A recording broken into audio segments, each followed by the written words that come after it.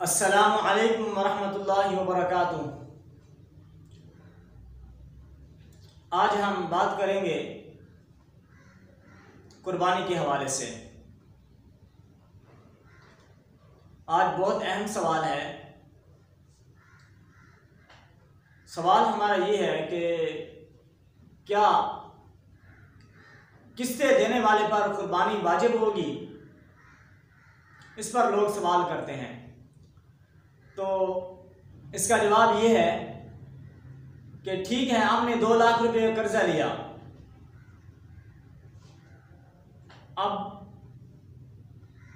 आप उसकी किस्तें दे रहे हैं, तो यहां कर्जे से मुराद कौन सा कर्जा मुराद है?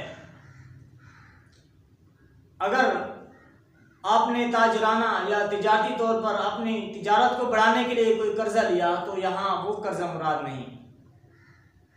हाँ, आपके घर के कोई हालात ऐसे हो गए, या आपकी बीवी बीमार हो गई, या कोई और ऑपरेशन है, या आपने अपने घर बनवाने के लिए कर्जा लिया, तो यहाँ वो कर्जा मुराद है।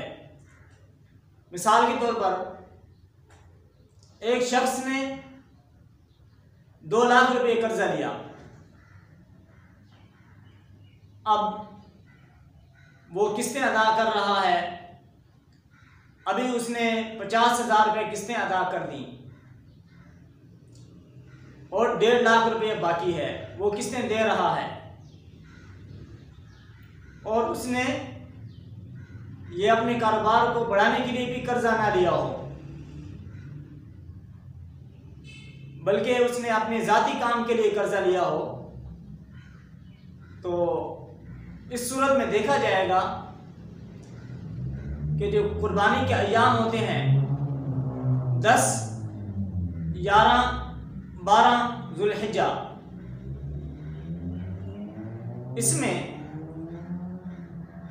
इन दिनों में अगर आपके पास जो आपने कर्जा लिया हुआ है उस कर्जे को आपके माल से अलहदा करके बाकी माल को देखा जाएगा क्या वो ज़कात के निसाब को पहुंचता है। आजकल ज़कात का जो निसाब चल रहा है वो तकरीबन 1,15,000 रुपये, यानी 52.5 तोले चांदी। अगर उसके बराबर आपके पास पैसे मौजूद हैं, वो जो आपने कर्जा लिया हुआ है उस कर्जे को आपके माल से अलहदा करके देखा जाएगा। अगर 1,15,000 से ज़ायद आपके पास कुर्बानी के अय्याम में पैसे मौजूद हैं तो इस सूरत में आप पर ज़कात वाजिब हो जाएगी। हाँ, अगर आपके पास जो पैसा है वो जो आप किस्तें दे रहे हैं, 50,000 आपने किस्तें अदा कर दी, बाकी 1.5 लाख बाकी है।